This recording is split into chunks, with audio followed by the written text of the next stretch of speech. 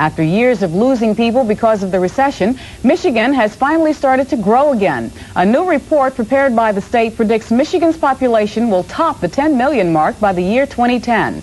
That's an 8.4% jump since 1980. Suburbs and rural areas will get the lion's share of the population increase. Oakland County will grow by 16% and Macomb County by 6%. Livingston County's population will jump an astounding 85%, making it the biggest booming county in the state. Jim Harrington has more on that part of the story. This is Livingston County living. Is it ever? And you'll still find a lot of this kind of living in the fastest growing county in the state. There is still a lot of open space in Livingston County, but it's going fast. And I have a hunch you won't find the bargains that used to be here years ago. From Livingston County, Jim Harrington, Channel 7 Action News reporting. Well, if the suburban areas like Livingston County are the winners of the population sweepstakes, cities are the losers. Detroit and Wayne County are expected to lose even more people in the next 25 years, with the population dropping some 11.5%. But local officials say those state figures just don't agree with their own. Also making news this Friday night, John DeLorean is forced to start talking about the fall of his automotive empire. Renters say they're being priced out of their homes, but they may get some help from the Michigan government. Our close-up series on home videos concludes with tips to give your work that professional look. And Jerry Stanicky introduces you to a woman who's found the secret to a long and happy life. But first, a big weekend of festivities that's expected to bring a few 100,000 people to downtown Detroit is moving into high gear tonight. We're back live now, and that man basically summed it up. It's going to be a great celebration over the next 3 days. They're expecting record crowds, more than 500,000 people to come down here and enjoy the downtown hoedown. By the way, if you'd like to come and see Charlie Pride, he starts on stage around 8 o'clock tonight, and it's expected to be packed. A sea of people will probably see around 8 o'clock tonight here in Hart Plaza. Feels good here in downtown. Live from downtown, I'm Dave Gilbert. Back to you, Doris. Sure does feel good down there. The Country Hoedown runs through Sunday at Hart Plaza from noon to 11:30 at night each day. Thousands of people will be heading to Greektown tonight as well for a look at Detroit's newest jewel, Trapper's Alley. At noon, the doors opened wide for the first time. Huge crowds were jamming their way inside for a first-hand look. And projects like Trapper's Alley have obvious benefits. Bringing consumers downtown is just one of them. As Channel 7's Chris Hansen reports, when people spend their money in Detroit, economic development is sure to follow. Detroit Mayor Coleman Young told thousands today at the Trapper's Alley opening he has never seen this many people in Monroe Street. Of course, one of the biggest pieces of property that has a lot of development potential in downtown Detroit, the now vacant Hudson's building. Mayor Young would only say today that he expects something to break on that in the next few months. In Greektown, I'm Chris Hansen, Channel 7 Action News, reporting. And just ahead, the owners of the Silverdome have 3 million reasons to smile tonight. And a state lawmaker goes to bat for folks who are literally being priced out of their homes. Those stories and much more as we continue with Action News on this Friday in just a minute.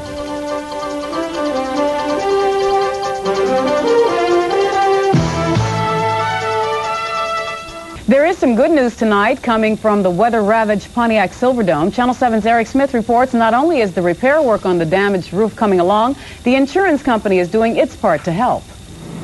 For the first time in weeks, there were some smiles around the Silverdome today. I don't mind telling you it's a strange sensation being up here.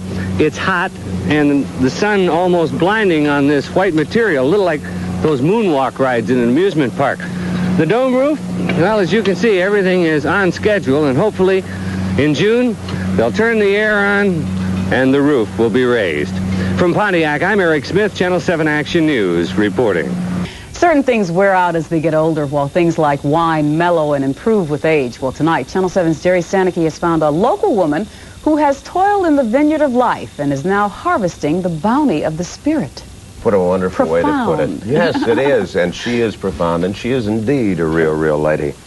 Imagine now, getting a message from the unknown, an unknown being. Would you be frightened, or would you feel like you found direction in life? That's a question that few people have to answer. I'd like you to meet one of the few.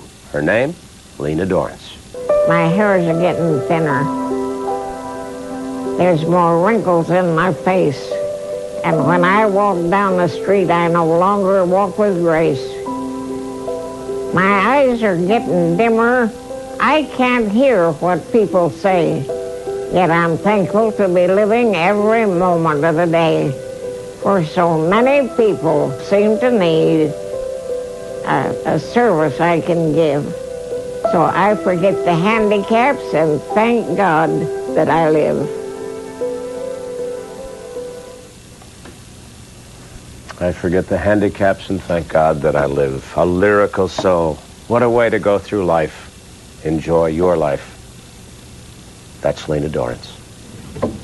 Thanks, Jerry. Have a good weekend. You're welcome. Well, the past few days have been absolutely magnificent, and with all the activity going on this weekend downtown, it's been nice. Can't ask for much more than this. Look right at you, Jerry. Yeah, boy, if there was ever a big weekend, this is it. First really big one of the summer season. We got lots of things going on and some good weather to boot. The Fifth Amendment and the First Amendment collided in federal bankruptcy court today. It is the latest chapter in the John DeLorean story. Channel 7's Vince Wade reports the controversy erupted as creditors fought in court to order DeLorean to answer questions about his bankrupt car company.